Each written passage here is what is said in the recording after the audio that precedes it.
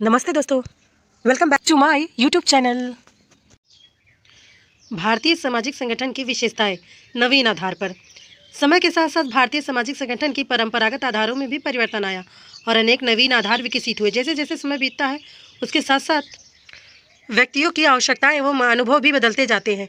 परिणाम स्वरूप व्यवहार के नवीन तरीके विकसित होते जाते हैं। वर्तमान में भारतीय समाज में औद्योगिकरण, नगरीकरण, पाश्चात्य सभ्यता एवं संस्कृति, आधुनिक शिक्षा तथा नवीन सामाजिक मूल्यों के कारण समाज की परंपरागत आधारों के स्थान पर कुछ नवीन आधार विकसित हुए हैं। अब लोग पुरुषार्थ के सिद्धांत में विश्वास नहीं करते हैं, नहीं अब आश्रम व्यवस्था का कोई महत्व शेष रह गया है।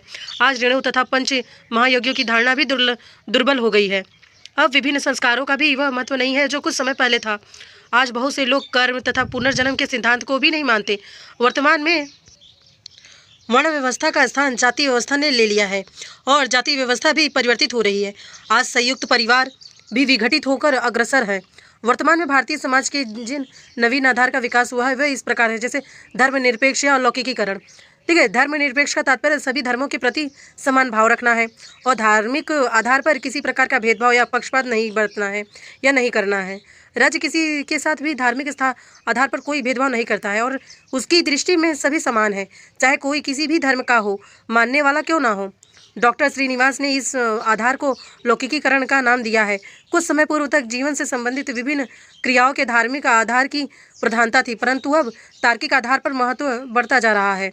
डॉक्टर श्रीनिवास ने लिखा है कि लौकिकीकरण में यह बात शामिल है कि जिसे पहले धार्मिक माना जाता था वह अब वैसा नहीं माना जाता है।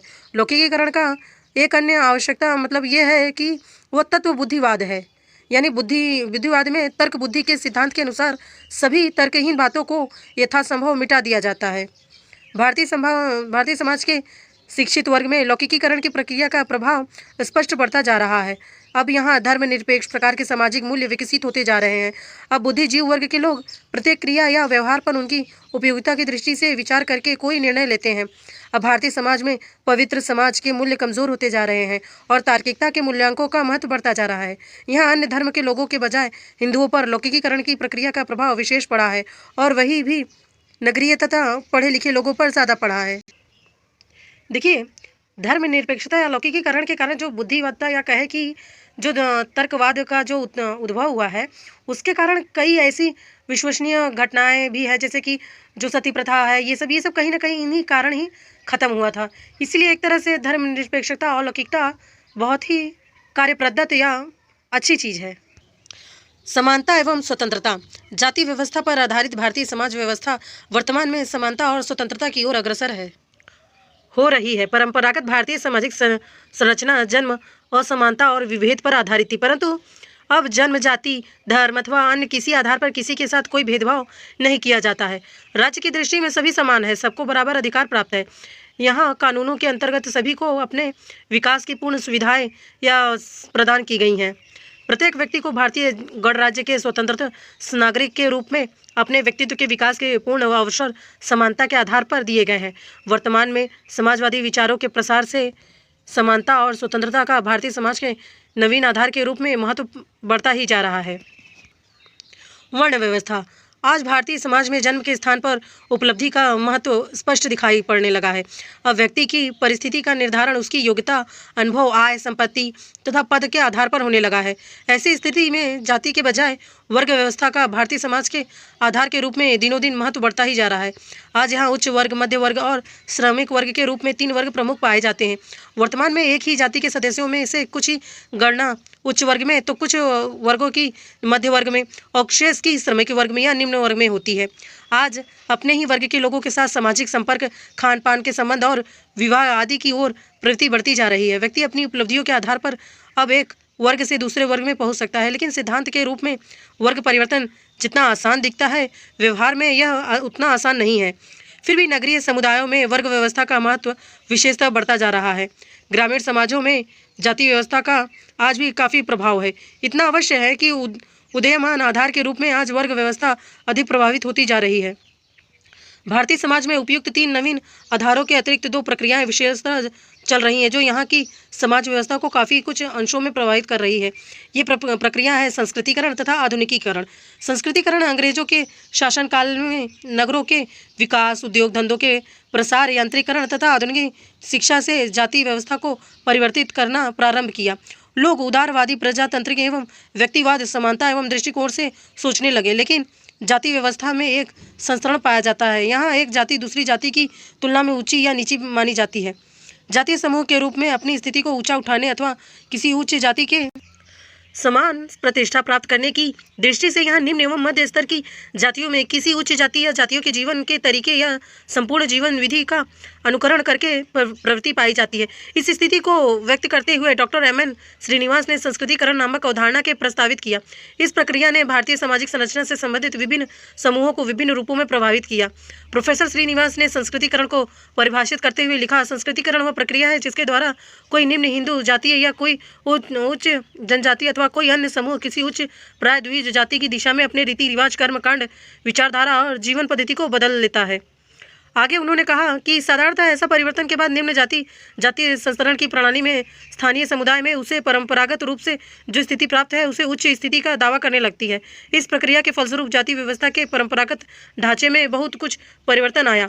अब विभिन्न जातियों के बीच सामाजिक दूरी कुछ समय पूर्व की तुलना में काफ़ी कम हुई है। आजकल विभिन्न जातियों के लोगों के बीच सामाजिक संपर्क और खान पान के संबंध बढ़ते जा रहे हैं। आधुनिकीकरण। डॉक्टर योगेंद्र सिंह आधुनिकीकरण को एक ऐसी संस्कृति की अवधारणा मानते हैं जिसमें तार्किक अभिवृत्ति, सार्वभौम दृष्टिकोण, परानुभूति, वैज्ञानिक विश्व दृष्टि, मानवता, प्रौद्योगिकी प्रगति आदि सम्मिलित है। डॉक्टर सिंह आधुनिकीकरण पर किसी एक की ही जाति समूह या संस्कृति समूह का स्वामित्व नहीं वरन संपूर्ण मानव समाज का अधिकार मानते हैं। Doctor S.C. दुबे आधुनिकीकरण को मूल्यों से मुक्त मानते हैं। इन्होंने तो लिखा है कोई एक निश्चित प्रारूप या मार्ग भी नहीं मानते। इन्होंने बताया कि भारत में हमने राजनीतिक क्षेत्र में प्रजातंत्र, धर्मनिरपेक्षता तथा समाजवाद को अपनाया है तथा पश्चिमी मॉडल माना है। वही हमने समतावादी समाज के लिए रूस और चीन को मॉडल माना है। आधुनिकीकरण के फलस्वरूप लोगों में तर्क, परानुभूति, गतिशीलता एवं सहभागिता बढ़ती है। डॉक्टर दुबे इसमें प्रमुखतः 3 बातों को सम्मिलित करते हैं। पहले तो कहते हैं मानव समस्याओं के हल के लिए जड़ शक्ति का प्रयोग करता है, और दूसरा वे कहते हैं ऐसा व्यक्ति रूप से न करके सामूहिक रूप से किया जाता है, परिणाम स्वरूप जटिल संगठनों का निर्माण होता है। और तीसरी बात वो कहते हैं इस प्रकार के जटिल संगठनों को चलाने के लिए व्यक्तित्व, समाज और संस्कृति में परिवर्तन लाना आवश्यक है। डॉक्टर दुबे शिक्षा को आधुनिकीकरण का एक सशक्त साधन मानते हैं क्योंकि इससे ज्ञान की वृद्धि होती है तथा मूल्यों एवं धारणाओं में परिवर्तन आता है जो आधुनिकीकरण के उद्देश्य तक पहुंचने के लिए बहुत आवश्यक है। आज भारत में आधुनिकीकरण की प्रक्रिया के फलस्वरूप जीवन के प्रत्येक क्षेत्र में अधिक स्वतंत्रता की मांग की जाने लगी है। आधुनिकीकरण की प्रक्रिया के परिणाम स्वरूप ही यहाँ अनेक प्राचीन धार्मिक मान्यताओं पर से लोगों का विश्वास उठता जा रहा है और सामाजिक संस्थाओं में तीव्रता से प्रत्येक क्षेत्र में तार्किकता और कार्यकारण संबंध का महत्व बढ़ता जा रहा है।